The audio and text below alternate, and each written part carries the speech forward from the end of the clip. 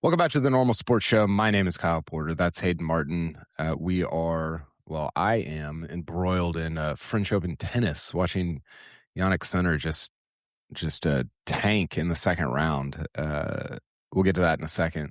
We'll get to a lot of other golf stuff too. But Hayden, how we doing? Doing pretty good, KP. Enjoying this first week of, I guess, summer. Kids being out of school, it's definitely thrown a nice wrench into things, but got a lot of sports going on. There's a lot of life stuff going on, so just one of those crazy weeks. But yeah, excited to be here. Maybe talk about golf. Hopefully, talk about golf. Maybe some college golf. Yeah, so we'll see. Looking forward to it. We might get to a few things golf. Now we're gonna have Brentley Romine on. Brentley is covering the NCAAs, both the women's side and the men's side for Golf Channel. He's been out there at least for a few days now, maybe a week, and he'll be out there for another week covering the men's side. So it'll be fun to talk to him about. We're going to preview a little bit of the men's side, talk a little bit about what Stanford did on the women's side, maybe talk more about what your squad, Eastern Michigan, did on the women's side. That was insane. Today's episode brought to you by Holderness and Bourne.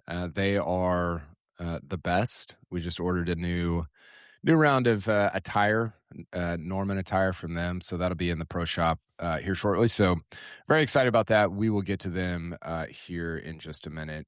Hayden, as always, before we get into, usually on Thursdays we do 5 stories we're kind of following this week in golf. That'll be a little different, although the NCAAs are a story that we're following. But we got to name a random baseball player. So do you want me to guess? Do you want to just name one? How do you want to do this? Yeah, I'll have you guess. I think you get this guy. All right, jump in. He played from 1990 to 2008. Chris Sabo. He played for. He played for. Wait, he played technically 18 years. He played 18 years from age 23 to 41. Wow. He was an outfielder. He played for 7 teams, but you think of him for like 3 or 4 teams. Okay. 330 home runs, 332 home runs. David Justice. What? David Justice. No. He got started with the Expos. Then he went to Houston. Well, then he went to the Marlins. Then he went to Houston. No. Then he went to the Cubs. He had a very famous incident with the Cubs in the outfield in a playoff game. Moises he did not. There it peed is. on his hands. He did not wear batting gloves. I wasn't gonna say he peed on his hands right off the bat. But he did. If it came to that, we were gonna get there. I forgot he started with the Expos. That's a great one. He was a guy when I lived in Houston as a kid. He was fun to watch. It always looked like he was holding a toothpick at the plate. For some reason, the way he held a bat, it just looked like it weighed nothing in his hands. He was a fun guy to watch. He had a great career. He did. He hit 300. He hit 303 lifetime batting average. That's so hard to do. I was reading this article the other day on Freddie Freeman and talking about how, he's in a situation that you and I are in of just having a ton of kids and not knowing if he'll continue playing because he's probably made 10x whatever Moises Alou made in his career. And he was talking about how meaningful batting 300 is to him. He was like, I get that the analytics say it doesn't, that basically doesn't matter anymore. He was like, it's so important to me because it means I'm doing my job of getting on base. Yeah. And that's just it's a bygone era of people caring about hitting 300. But growing up, you're like, man, that guy hits 300. That's sick. Yeah, that's like the benchmark. That's the bench line. But I don't know. I'm enjoying watching. The Rays this year are kind of like playing this old school style of baseball and doing it successfully. We'll see if it can last. But yeah, that was obviously the baseball we grew up with. It was a little different. Well, it was also, then we had the steroid era, which changed a lot of things too. But I don't know. Baseball has changed. Okay, I've got one. This guy's 57 years old now. He doesn't still play. It's not Julio Franco. Okay. He He debuted in this is the same era, actually, 1990. His last game was in 2005. Okay. He played for 6 teams, but you really only know him for one team. And that team is the Guardians, formerly known, when he played it was the Indians. Kenny Lofton? He played infield. Roberto Alomar? No, that's a good guess. He hit only 134 home runs. Okay. I don't know if I'm going to get there. I mean, the Indians, like late 90s Indians, obviously were like so good, but I was like too young to really remember those teams. He played middle infield. Who is their shortstop? Oh, is it? No, not Omar Vizquel. Who is it? I don't know. I'm not going to get there. It's not Omar Vizquel. Carlos Baerga. Yeah, I don't think I would have gotten there. Gosh. So that's a good one. He played those teams, like who was it? Like the 98 Indians, maybe? Or no, maybe it was before that. 95. That's who I'm thinking of. It was like, I think Manny was on that team. Jose Mesa, Vizquel, Tomei, Albert Bell, Kenny Lofton, Eddie Murray was on that team. He was 30. Eddie Murray was 39, and Manny was 23. And then they had Sandy Alomar. Dave Winfield was 43 years old on that team. Brian Giles, your guy. Jeremy Burnett's my guy. Dennis Martinez, Charles Nagy, Oral Hershiser. Just a collection of incredible baseball player names and people. Yeah. I mean, in my defense, I'll say I was 3 years old on that during that 95 season. So I don't have as many totally memories fair. Of Carlos Baerga. Totally fair. Okay. I want to talk. There's a couple different things I want to get to. Did you see? People don't care about this, but I do. Did you watch the Center match today? We're recording this on Thursday morning, and Center is out in the French Open. Yeah, I was not watching it live. I was running kids around everywhere this morning, but was catching the highlights and then saw the updates on my phone. I mean, the last time I saw it, he was up. It was 2-set. He was up 2-0, and I think it was 4-0. Game was 4-0, and I was just like, "Oh yeah, it's over." And then I saw that he lost. What happened? Yeah, I turned it on right as he started cramping in the third set. He was up. He was still up 4-2, and he just quit on the set. I mean, he was not even trying, and I think he was purposefully not trying because he wanted to conserve energy for when he felt good again, and it just never clicked into place. He was getting these timeouts that were. I don't follow tennis that closely, but he was getting these timeouts that the broadcasters were saying this is not other players don't get this. Why is this happening? And it was just somebody said, Jamie Kennedy on Twitter said, what is the golf equivalent of somebody being up 6-1, 6-2, 4-2 in the third and then losing the match in the second round against somebody who's not good?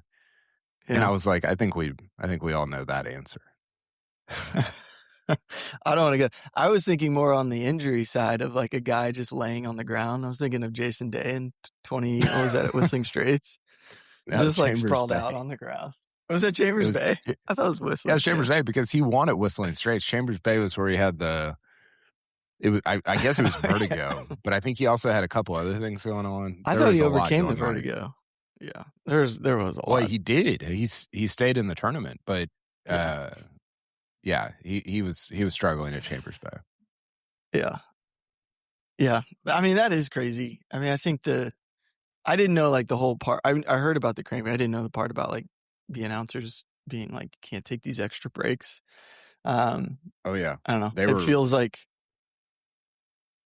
I was just gonna say, it feels like golf right now when you've got guys taking 90 seconds over a shot. Why are they getting 90 seconds over a shot? But late on the Sunday, it's different. I was really fired up about. I thought the broadcast was awesome because I was like, oh man, they're they weren't necessarily calling Sinner out because he didn't really do anything wrong, but they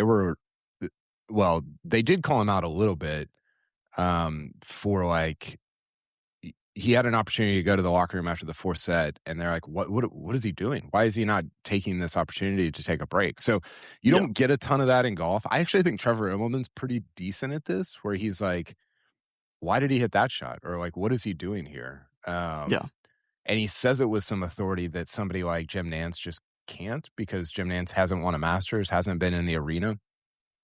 So I thought that was good. But then they were really calling out Roland Garros and the referee and like everything that was going on there. I was like, man, this is golf gets a little insular in that people are kind of afraid to criticize and to call one another out. And I thought it was freaking awesome. Like it was great. And I think golf, especially pro golf, needs, I think, more of that at times. Yeah, I totally agree.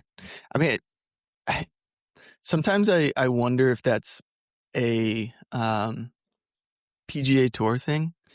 Like, I feel like you see that when you watch maybe like the DP World Tour, right? Where it's almost like those guys are just a little freer, the announcers, where they're sometimes more critical of whether it's the players or even like the setup. Like, this is just like too easy. I don't know. I feel like, yes, it just feels like a lot of like on the PGA Tour patting each other on the back. Like, there are no bad guys. Everybody's doing a great job, which everybody's maybe trying their hardest, but that doesn't mean everybody's doing a great job. So I'm with you. We see it more in majors anyway. I think some of the announcers or whoever being critical, and I totally agree. Golf needs more of that. Yeah, I think Trevor was the one that called out Aaron Rai hit a shot on it was on Sunday at the PGA, and it was before he went on his 10-hole, or maybe it was like at the beginning of his 10-hole run, and he called him out for a specific shot of like, that's weird that he's doing, like, why would he hit this shot in this situation? Which, as somebody who's just an idiot writer that never played professionally, like I wouldn't even really know, like, to call somebody out. I can't remember what the exact shot was, but two, I wouldn't have the authority to do so because I haven't been in that position. And so I like it when somebody like a Trevor Immelman can do that, has the authority to do it, and then does it, because I think it adds to the story of like what's unfolding.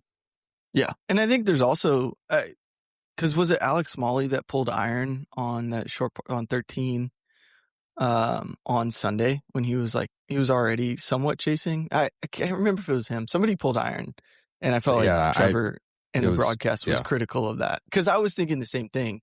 And it's nice to have that validation when you see something you're like, I don't understand that. And when the announcers also are like, this doesn't make sense to us, it's like, okay, like there is maybe a incorrect decision being made. So I totally agree. Yeah, totally. Okay. Normal Sports Show, where you come for Yannick Sinner and Carlos Baerga news, for sure, every week. Hey, before we get to the actual golf stuff, let's talk about Holderness and Bourne. HoldernessandBourne.com. Their U.S. Open collection is up on the site. This is one of their staples every year.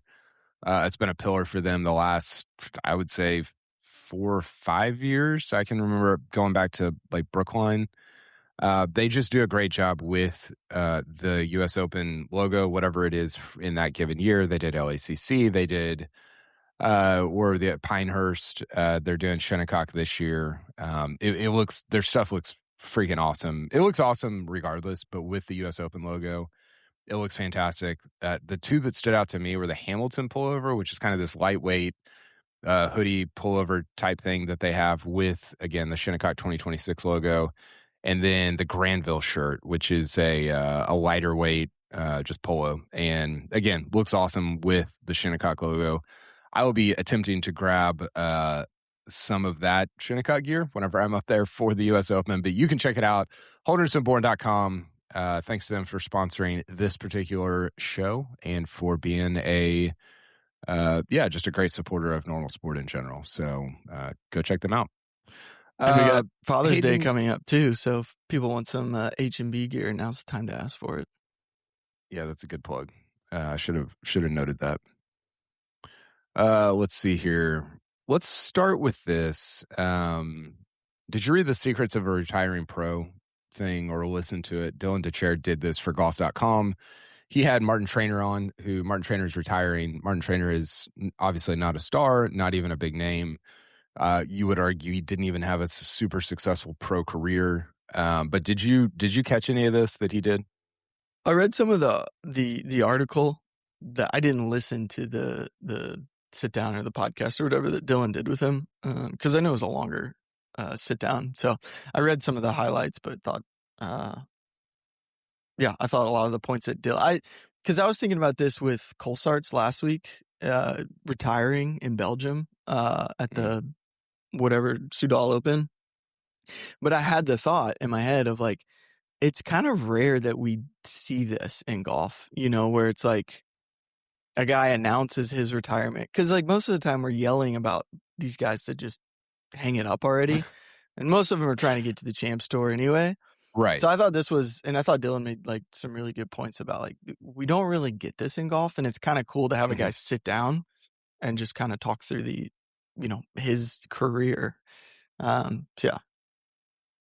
Yeah, if you haven't seen it, go check it out on golf.com or the Drop Zone podcast, which is where Dylan talked to him. But I thought it was a good reminder for me of like, we get on this podcast or on the newsletter or whatever and yell about Scheffler and Rory and Spieth and JT and these guys that are, I think those guys I just mentioned have a combined like 17 major championship wins. And Martin Trainer's best finish at a major is probably like T47. I have no idea. I don't even know if he's. I mean, it's not great, but the point being that for 90% of golf, like guys that play golf professionally, like that's their job. The experience is Martin Trainer. It's not Rory and Scotty and JT and Spieth, right? Yeah, those guys get the lion's share of the coverage, but these guys, the 90%, make up the lion's share of the fields and the just the job force essentially, which I don't know that we play the hits. Everybody wants to hear about the Rory, Scotty, Spieth stuff. I don't know why I keep throwing Spieth in there. Maybe because you're here, maybe just because that's the name that keeps coming in my head. But right here, everybody wants to hear about that. And they don't necessarily want to hear about the Martin Trainers, but it was a good reminder to me of like Martin Trainers make up the majority of professional golf. And I don't know that you need to tell their story every single week, but it's a good reminder of like kind of what their role in the story arc of pro golf actually is. Yeah, I mean, I think people like Martin Trainer are also like why I think golf is such a cool sport. Just because like he won, I was just trying to look it up. He won the 2019 Puerto Rico Open, right? So it's like just thinking about how thin the margins are on the PGA Tour and like what separates these guys that we're talking about, these top guys, from the Martin Trainers, it isn't really visible, right, to like the naked eye, like when you're watching. And maybe some of these guys with distance, like it is visible, but just how thin the margins are between guys on the Korn Ferry Tour or these lower tier PGA Tour players versus like these top guys is just so hard to see, in one round or even one tournament. Obviously that discrepancy or that gap widens as the season goes on and careers get longer and you see how good some of these guys are. But yeah, just looking at a guy like, I mean, talk about like feast or famine. I feel like Martin Trainer was like the definition of like a feast or famine guy, just missing a bunch of cuts. But it was cool to like get his perspective to just talking about like whether it was nerves or just like the defeat he would feel like missing cuts and missing these shots. I think it's just a very relatable thing for a fan watching for like how life goes, just to see how these guys dealing with it every week. Yeah, totally. We go ahead. Go ahead. Oh, I was gonna say like the last two things I got on this. We've talked about Martin Trainer, Yannick Sinner, and Carlos Baerga, by the way. So I don't know why I don't know why people would listen to this, but he has never made the cut at a major championship. Just looked it up. He did finish T41 at the Players, so I was actually spot on. If you consider the Players a major, it's Which, not. yeah, but you do. for the sake of this argument, maybe we should. He did the nerves you mentioned. He was in a playoff, I believe it was with Chad Ramey at the Zurich last year, or in 2024 against Rory and Shane Lowry. And he told Dylan, he was like, and Trainer he's not like this dramatic, over the top guy. He's like, I literally like couldn't feel what like my swing, like the club in my hands. And he's like, Yeah. I like the way he was describing it. He's like, I didn't know what to do. You're just relying on this whole history of 25 years of playing golf of like, maybe I can make a swing at this and hopefully hit a good one. And I just thought that was a very, it's just funny because it's like we look at the Zurich of like, whatever, like, you know, Yeah. and he's looking at it like, I literally can't feel the club, which is, I don't know, made me laugh. Yeah, well, it also gave me an appreciation for a lot of the top guys too. Just thinking about, and maybe it becomes more normal when you're in contention as much as those guys are. But hearing Trainer describe what it's like to be in a playoff, you know, or to be in contention late, and then like I think we've seen that happen to Shane Lowry, right? Like we've seen him forget how to play golf on the last few holes when in contention, and then you put guys like Rory or Scotty. I'm not putting Spieth in that conversation, but you see these guys who, when they're in contention, like, yeah, like sometimes they don't pull it through, but it's kind of amazing that anybody can pull it through. Like it makes Aaron Rise finish at the PGA even more consequential, I think, when you hear kind of stories like that. So yeah, Totally. Probably more words than Martin Trainer ever needed, but here we are. For sure. Okay, second story that we're following this week. This was a story of my own creation because I'm just fascinated with it, and I shouldn't be, and it's stupid. But the aggregate major winner, or my aggregate major leader of 2026, I like to look at, okay, who's taking the fewest strokes over the course of all the majors at the end of the year? We're at the halfway point. We've played the Masters, the PGA. I wrote about this in the newsletter on Tuesday. Your top five right now, Rory is at 16 under. If you look at both the majors combined, these are only guys you have to have made the cut at both majors. So Rory's at 16 under. Justin Rose is at 13 under. Scotty Scheffler's at 13 under. Xander's at 12 under.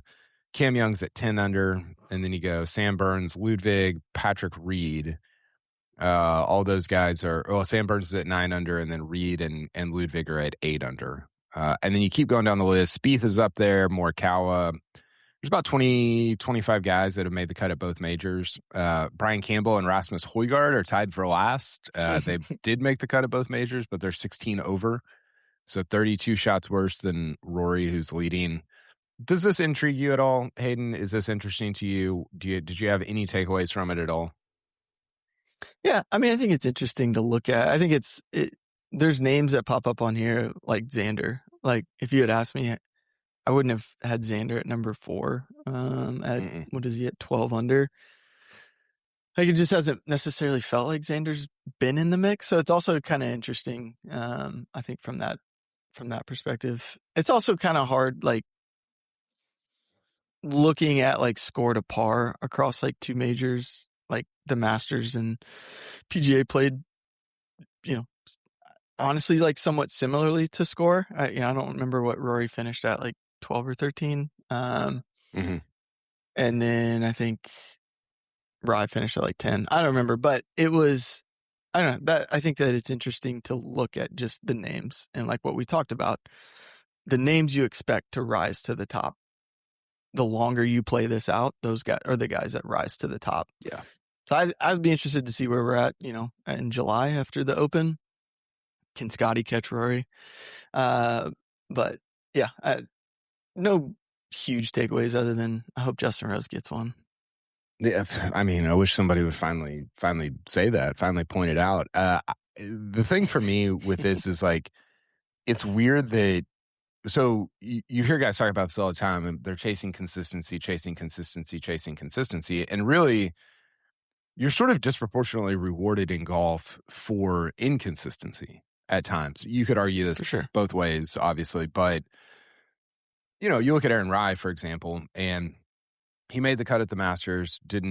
He finished like outside the top 20, I think, and then he's tied with Patrick Cantlay. He's taken the exact same number of strokes as Patrick Cantlay through 2 majors, but he did it like in a way that he won one and finished way outside the top 10 at the other, but he's like one of the major champions. So that's just a weird thing that's unique to golf, of like this zero-sum game of like, if you have the right day or week or whatever, you reap the rewards of that for a long time. I think that it's a little normal sport, honestly, because that happens in other sports. Like maybe you hit a couple of home runs in the Major League Baseball playoffs, or you didn't in the regular season or whatever. But it seems to happen a little bit more in golf than in other sports.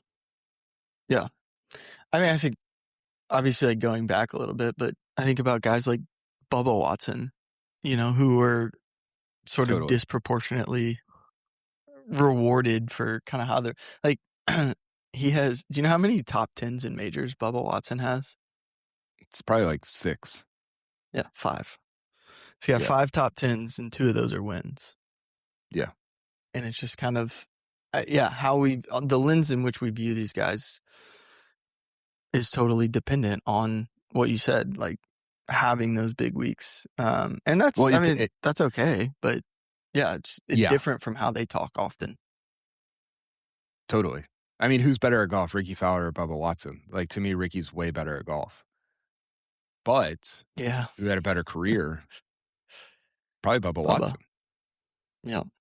And look, like winning matters. I'm not like, you can't just say, oh, well, we're kind of making a strokes gained argument of like, well, he's just better at, it's not a simulation. Like you still have to go like win the golf tournament, and that stuff matters. But it is just I don't know. I think that stuff is, look at Rose, right? Like Rose has been way better than guys that have won. Like, who's better at golf, Justin Rose or Padraig Harrington? And yet Padraig has 3 times as many majors as Justin Rose. Yeah. And so you're like, I don't know, like, I don't know what to do with that. Like it makes for, I think, very interesting conversation and debate, and it's like fun to talk about, but it has to be infuriating for somebody like, like Fowler or like Rose, or somebody who's been very consistently good for a long time. Yep. Totally. Okay. That's 2 of the stories I want to talk about. We got a couple more here. Brentley's going to pop on here in a second. So once he gets on, we'll talk NCAAs and Jackson Coyvin and maybe a little Blades Brown, who he's covered. Did you have any East Potomac thoughts? I know there's some news that kind of came out this week, but yeah, do you have anything on that? I feel like both sides of it. I mean, I think there was some good that came from it. There was some more disappointment. I'm happy that the National Links Trust will kind of continue to operate the other 2 courses. So break down how that's going to go for me. This has obviously been a national golf story. You've been interested in it. I've been sort of tangentially interested in it. But what's where are we at right now? Yeah. So we've talked a little bit about, there's 3 courses in DC. National Links Trust had this 50-year lease to operate and renovate, run all 3 of those. Essentially where we're at now is the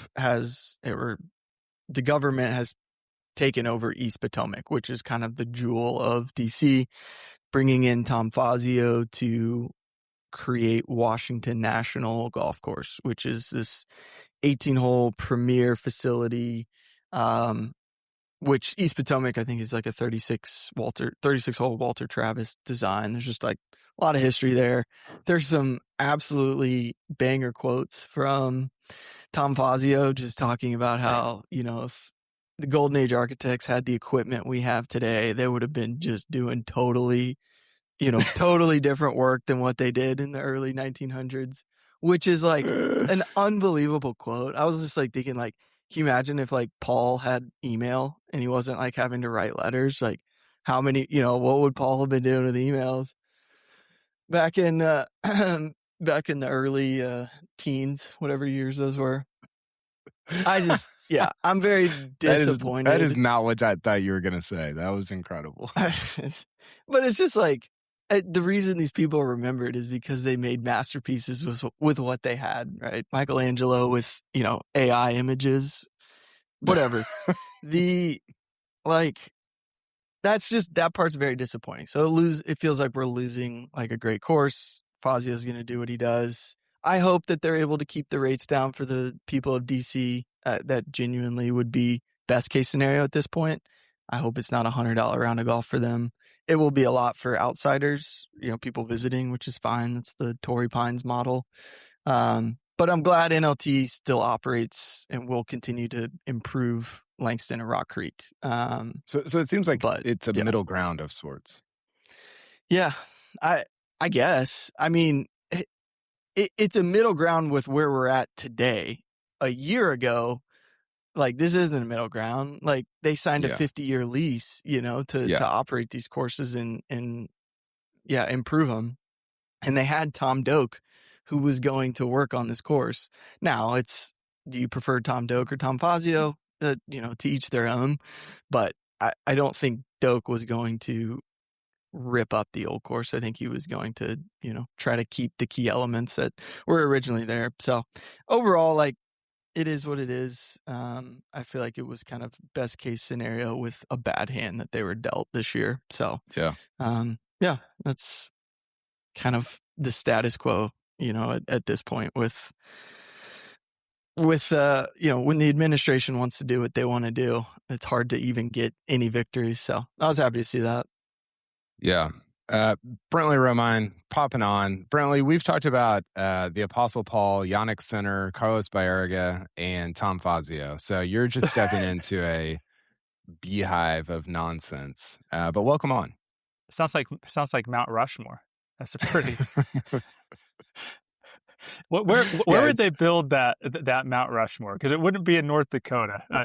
No, it would be. It might be at East Potomac. That's true. Or they might just demolish Machu Picchu and just like instead build it there. Fazio do like a 36-hole championship venue. They could play the LAC there every year. That's so good. Okay, you've been grinding on NCAAs, amateur golf, done a great job with your coverage on the women's side. Men's side is coming up. When the guys start on this weekend?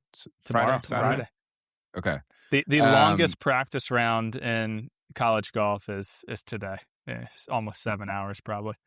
Oh, that sounds atrocious. I've got a lot of questions for you. I follow the women's side. I can't say I've watched a ton of it. I think Hayden probably watched a little bit more than me, but I mean, to me, the story and obviously you've been out there and been in it and around it. Eastern Michigan making the semis along with Stanford. Who else was in it? Arkansas and USC. Is that right? Mm-hmm. That seems like what's a comp in another sport? Well, the comp on the men's side is, I guess, what Augusta State did with Patrick Reed. Winning back-to-back NCAA titles. Like that's probably still the Cinderella story of college golf. But I mean, heck, I was just going through like some of the odds, like just in terms of all-time upsets in sports, and you think about Buster Douglas over Mike Tyson, like Leicester City. I mean, even Sinner losing, like that's probably like that was pretty shocking too. But this certainly I didn't expect it, but you always think it's a possibility when you do have a golf program that has $20 million behind it, and they're able to build an $8 million facility. They're able to pay a decent chunk of NIL to certain players. And, don't get me wrong, they didn't go out and just buy the 5 best players in college golf. I mean, one of their girls is ranked outside the top 1,600. Another one they got from Lindsey Wilson College in Kentucky. Didn't even know who Megan Gane was before she played her yesterday. Or 2 days ago. So it still was a little bit Oakland days. It was still a little bit Moneyball, but yeah, I mean, it doesn't take much when you have 5 players. It's not like football. Like you need a lot of money for that. Golf, especially on the women's side where the depth isn't quite there, $200,000 in NIL a year divided 5 ways goes a long way. Yeah, that's really interesting. So for people that don't know, give the background here that Eastern Michigan had never made it out of the, or had they never made it to the regionals? Is that correct? Never made it to regionals. And, obviously 72 teams every year make that. They didn't even win the MAC this year. They lost the MAC by more shots than they lost to Stanford in stroke play in 72 holes this week, which is pretty crazy to think. So all that considered, it's like, no, there's no way in heck they should have even come close to making the match play. But, it all goes back to about 2 years ago, probably a little bit before that. But there's this company called Game Above, and it's more of like a charitable arm, but they're really involved in sports. And the guy who founded it, Keith Stone, he's a EMU alum, and he decided that, I want to have really good golf programs here. So they went out, they built an $8 million facility. They went out and hired, 2 golf coaches, and Josh Brewer and Andy Walker on the men's side, who have, decent history in the sport.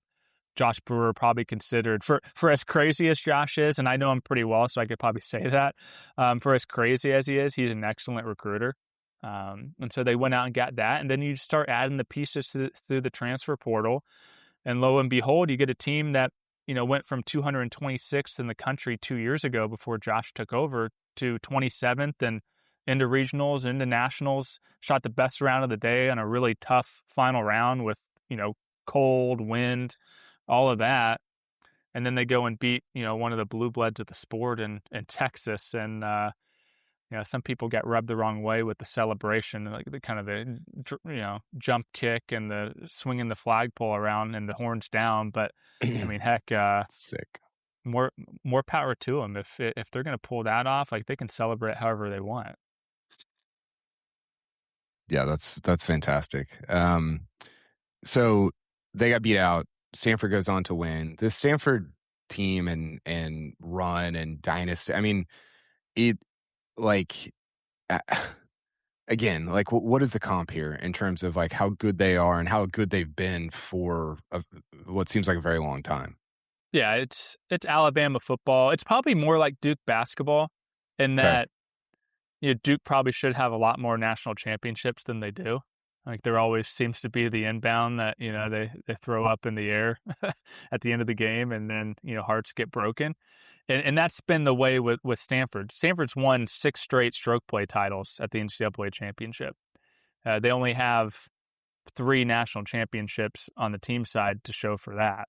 So when theoretically they should have 6. And, match play has always been the great equalizer, but that's kind of the comp. And, what Ann Walker's done, since 2015, which is, when they got their first to 4, and that was the first year that the women went to match play at the championships. What she's done in that span is better than the ASU teams in the 90s, Dan Brooks' Duke teams in the 2000s, USC for a little bit in the early 2010s under Andre Gaston.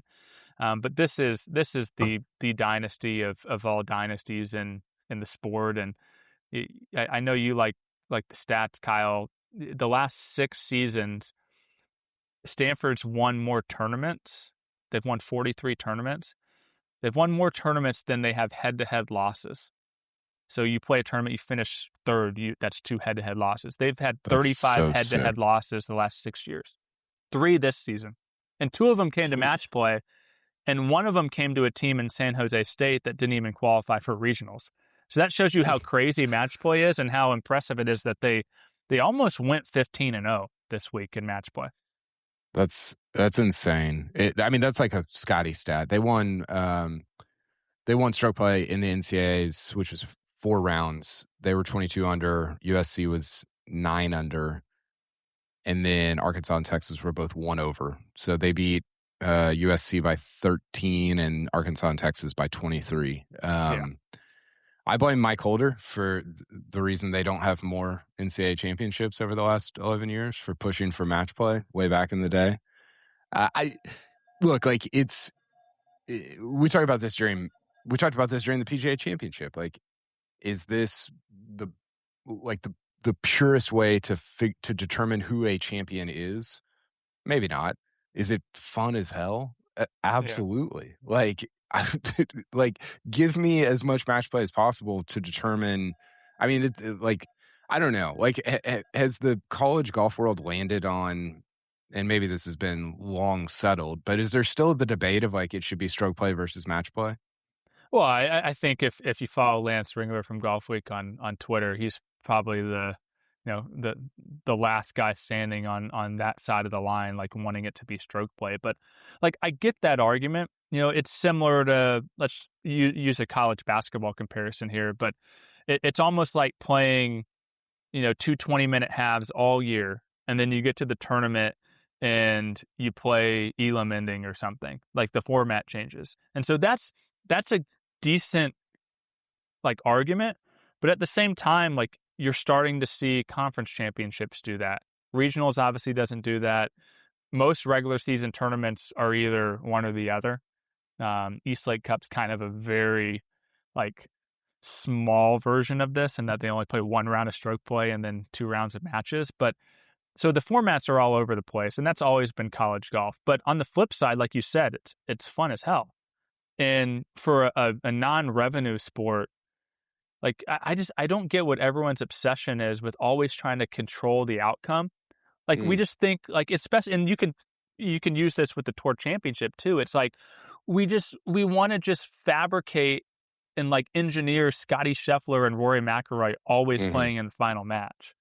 And that's not that, like, people love the underdog. People love like the great players too, but they like the dynamic of both. And you don't get that when you try to just control everything. And I mean, why even play if you're just going to go straight off the rankings or straight off the numbers? Like this sport needs, and especially with it being on TV, like it needs the excitement. I mean, think about how boring the television product would be the last 6 years if we come on the air for the final round and Stanford's 20 shots ahead. No one's watching that. Yeah. But someone's going to turn it on last year when Northwestern's got them on the ropes and pulls a huge upset, Yeah. So I mean, I'm all in on match play. I think they should do a lot more of it. I think they should do it for the Tour Championship. Maybe not the PGA, but maybe. I mean, kind of a traditionalist. Let's go back to how it used to be. But Now yeah, we're I mean, talking. we got to stop getting so obsessed with just trying to stack the deck and just make sure the best players always win and the stars always win. Because, there's stars out there that are never going to be stars if we just keep the same like 12 guys like at the top of the headlines. I'll just jump in real quick. I had the exact thought when you were saying like, what would it be like to watch Stanford just win by 20 shots? Like my head immediately went to, well, that's the FedEx Cup. I mean, that's essentially what we get over 3 rounds or 3 tournaments of the PGA Tour playoffs. And I think the chaos is, it creates conversation too. Like who was ever talking about Eastern Michigan women's golf before last week or even a few days ago? It's created more of a national conversation around women's golf. So I think, yeah, totally agree with that. One question I had was, I was just curious, and I don't know how many years now it's been at La Costa, like 3 or 4, maybe more. But 3. Where do you sit on that? Like, do you like having the same place to go back to now each year to have this tournament? Or did you like kind of before where it's alternating, between kind of the school courses each year? I'm just curious how that dynamic has been for you seeing that play out. Well, first, just to button up the Eastern Michigan thing real quick, you always know when something transcends college golf when Fox News writes an article about it on their website. So that was kind of funny. Not to good, bad, and different. It's still kind of interesting when something like that gets publicized nationally like that. But going to La Costa, kind of the spoiled, like fat and happy media member in me loves it here because we get to stay on property. It's a beautiful place, Southern California. Like I got to bring my family with me this week. We did Disneyland. So like that's all great. And I think the golf course, especially the closing stretch, like it's memorable. And going back to the same spot, you can develop, a meaningful record book and iconic shots and like with Mega Gane closing it out on 15 yesterday, that's where Rachel Heck closed it out 2 years earlier. And so we're in year 3. Like if we get to year 30 and we're still here, it kind of becomes, this might be blasphemous, but it's like college golf's version of the Masters. And that you're just going back to the same spot year after year. And it also benefits teams with experience and being able to know the golf course better and coming back year after year. But on the flip side, I think about 2016 in Oregon. I think about 2018 at Oklahoma State. There's no fans out here. You go to these campus courses and it's exciting. I mean, like Kyle, you were there in 2018. Like it was electric, like all the fans. And I guess maybe the argument there is it's a little bit too much of a home field advantage there, especially with Oregon, when they had the chef on the roof and the mascots and, storming the green and all that. But from an excitement standpoint and going back to the television product, that's what you want. And I don't know, maybe we just need to get the mascots and, some of the fans out here to stay at La Costa for. I think the days. chef on the roof is still Tron's picture in his header on Twitter. It is. Like, I'm pretty sure. It's a little bit to me, Brentley, like the NCAA basketball tournament being played at these sort of, like football stadiums where you're like, yeah, like I get it. Like it makes sense. But how cool would it be if it was at Allen Fieldhouse or at Hinkle or, places like that? I could probably go either way on that argument. It does create I mean, the advantage is like crazy for whoever, and you can't, it's not like you can say like whoever gets the number 1 seed gets to host because they have to have it scheduled out and like all this stuff. So yeah, I don't know. I think it's probably more chaotic and fun when they have it on these campus golf courses, but I get why they have it at a kind of at a neutral location. Yeah. The reason I brought that up was I was just going to say, it was exactly what you said, Brantley, was the TV. Like watching it, like the moment felt bigger than like what it was like, or when Eastern Michigan closed out Stanford is kind of what I was referring to. Like the moment felt big because you saw the team celebrate, but it was just like, where's everybody kind of deal. So that was the only reason I asked, but totally understand the coming back to the same place every year. I hope the history continues to build. Yeah. And with the kind of the old bid process where you would go to these campus courses, like it could either be really good or you could get a Rich Harvest Farm situation where the weather's terrible and, you lose rounds because of weather and it's just, you got fake ducks, floating around in the water. You got a turf tee box for the women. Like it could go either way. So the consistency, I think there's something to be said for consistency, even if the burgers are $25 here. You had a fake duck at the Oregon tournament also. It was just it was just a big fake duck. Just a correct. Duck. It was animate. It wasn't inanimate. Mascots kind of scare me a little bit. So I'm not like a huge mascot guy, but it is interesting. I didn't realize like there was a thing like when students graduate who are mascots, like it's like the big reveal and they do like their photos, but they're wearing like the mascot hands. That is bizarre. Yeah, it's a different world. Mascot world is. I actually convinced some of my friends in college that I was Nitro at UCF because I would never go to the football games because I was going to Gator games instead of UCF games, like hand up. So I convinced them that I was Nitro for probably like a year and a half. I remember. I mean, Pistol Pete for Oklahoma State is like terrifying. Like, what kid is like, yeah, I'm into that? Like, it's horrible. Okay, I gotta go in like 4 minutes. So real quick on the men's side, give me like 3 just quick storylines and like the top 2 or 3 favorites that you're like, this team should be like a 1 or 2 seed going into the match play. Okay. So probably the top 5 or 6 teams are pretty stable. You got Oklahoma State, the defending champs, Virginia, who they beat last year in the final. They're back. This is kind of their win or now situation with so many seniors, including Ben James, Jackson Coiven. We've talked so much about him. Auburn's really good. Florida had a great regional. They gained an absurd amount of strokes on the field. LSU's probably that 6th team along with Texas, both teams that I thought very highly of preseason. LSU's got to get Arnie Svensson back a little bit more steady. He's kind of faced some adversity this spring. So if he's right, they should be in it. But it's really wide open after that. Like I was just talking about this with someone. Those 7-8 spots in match play could go to all the way down to like BYU. And BYU, I don't know if it's quite Eastern Michigan, but it's definitely Eastern Michigan vibes. Kihei Kina is going to be a name that we're talking about for years to come.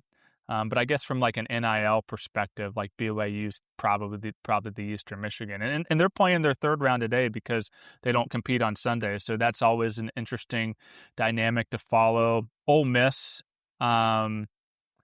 I said they were a top 30, borderline top 30 team when Lasasso left for Liv, but they've rallied and they've won an SEC title. A little scuttlebutt, kind of an unsubstantiated rumor for you guys.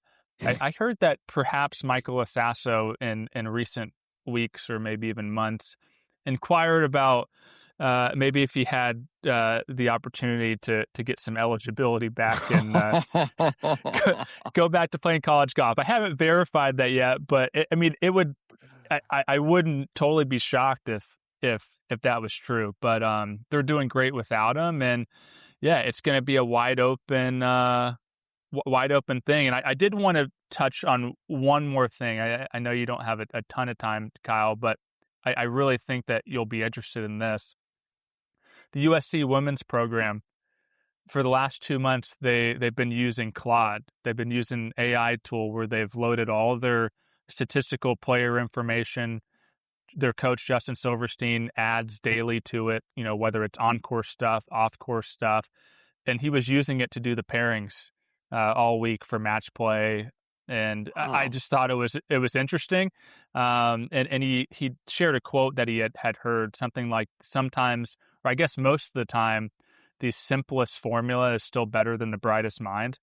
And I just was kind of thinking about that. I'm like, where are we going to be in 5 years? All these coaches are sitting there just like inputting information into their AI chatbots and making all the decisions based on that. But the human element, the brainiacs at Stanford still undefeated. So that's just another strike for AI, another win for the anti-AI crowd. I know Hayden's going to make this joke, so I'm going to jump in and make it. Claude should captain the U.S. Ryder Cup team. He should. Well, I mean, he's 0 for 1 right now, so maybe not. But just say it's Claude Harmon and just let Claude do it.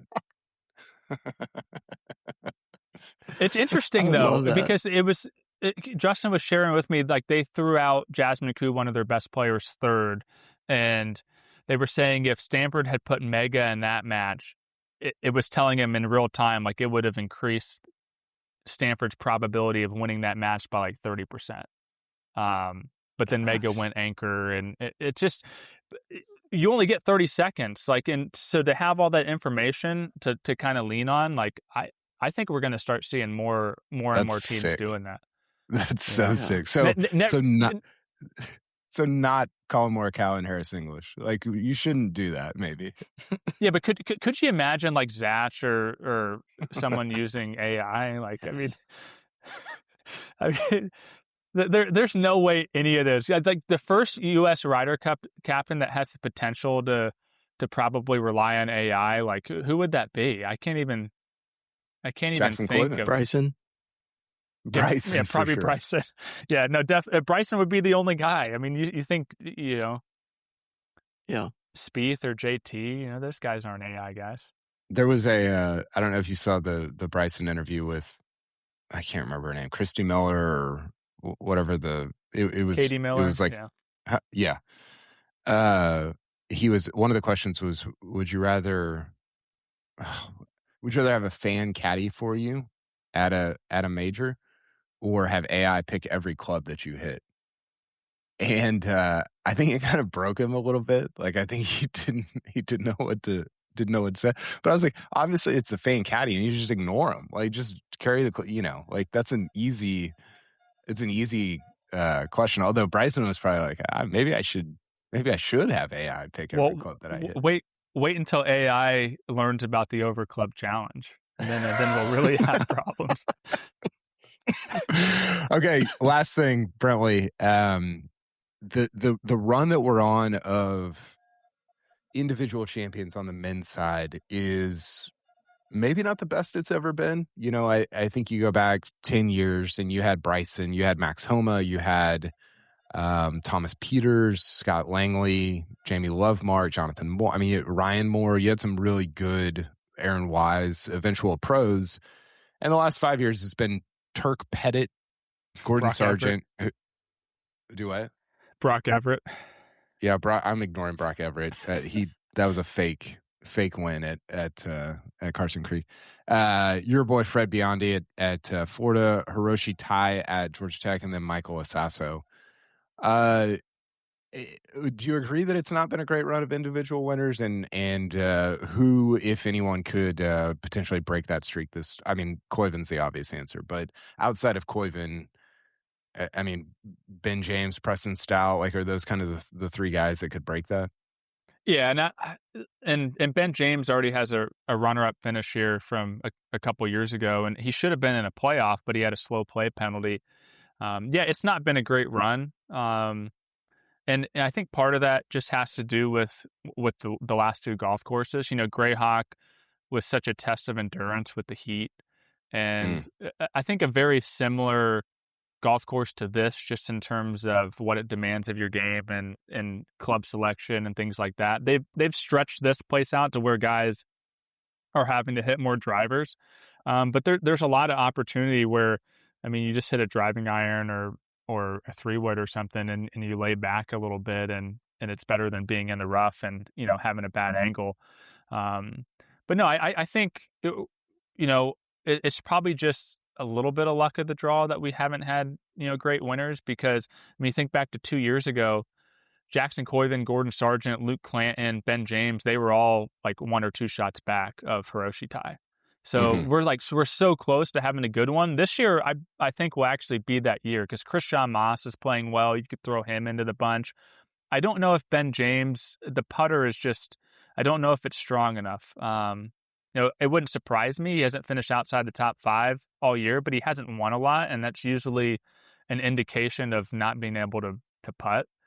Stout's really streaky with the putter, but I'll leave you with this. If not Koiven, Preston Stout's probably my pick, because I was at Oak Tree National probably about a month ago, and we did a match that's going to air this evening.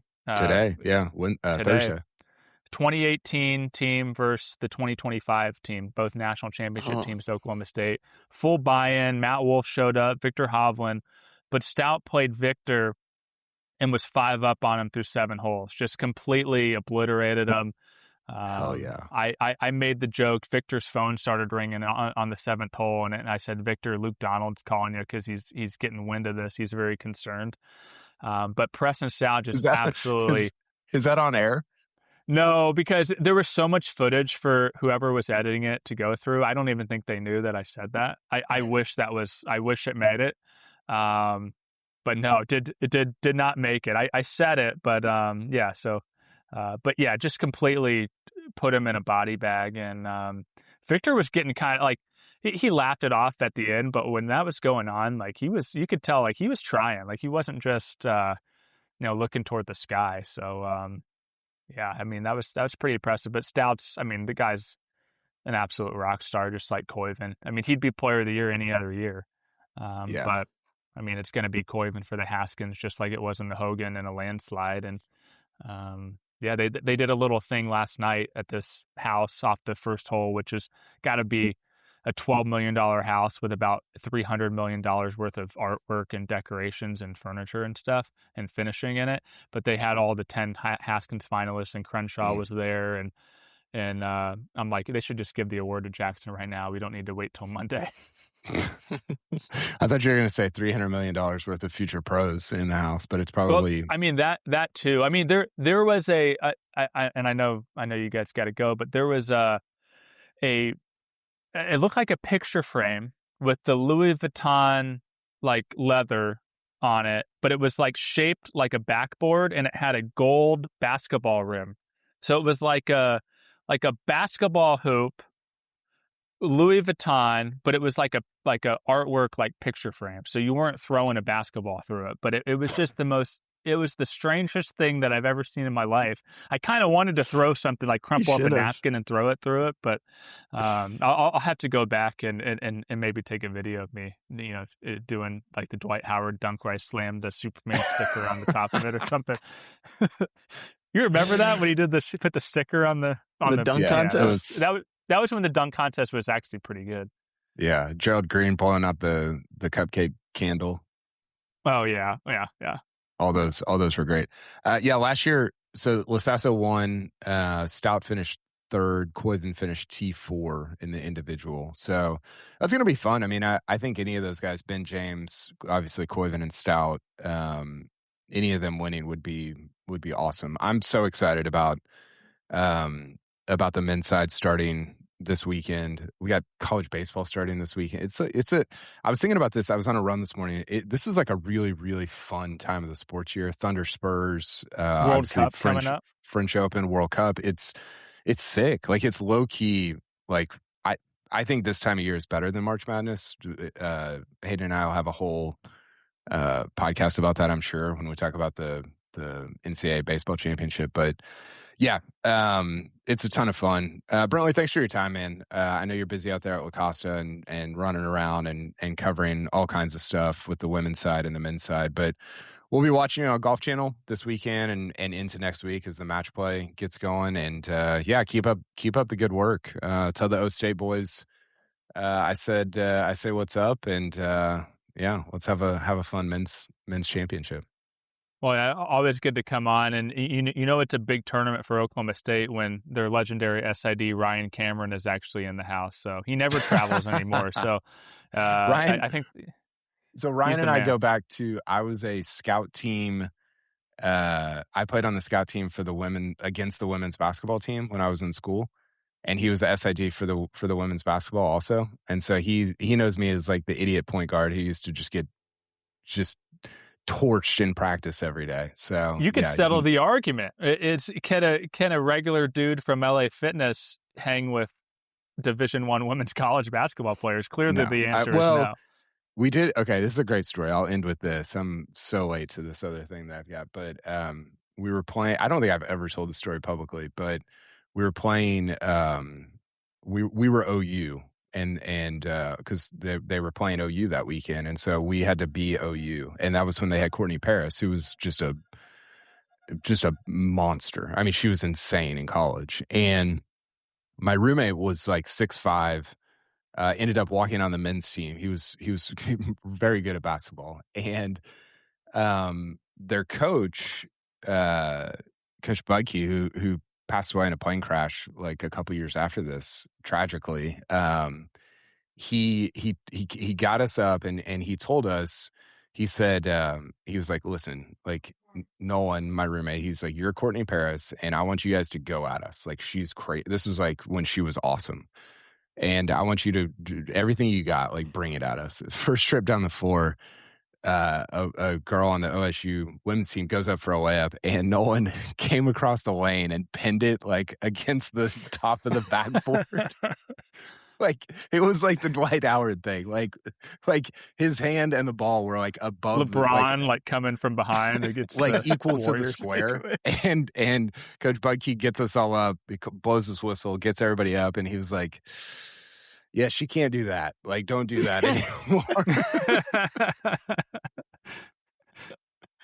It was so good. Those were some fun times. Okay, we've talked about Courtney Paris, Yannick Sinner, the Apostle Paul. We've hit it all this podcast. Brentley, enjoy the golf. Hayden, enjoy the tennis and the golf and the baseball. We'll talk to you guys soon.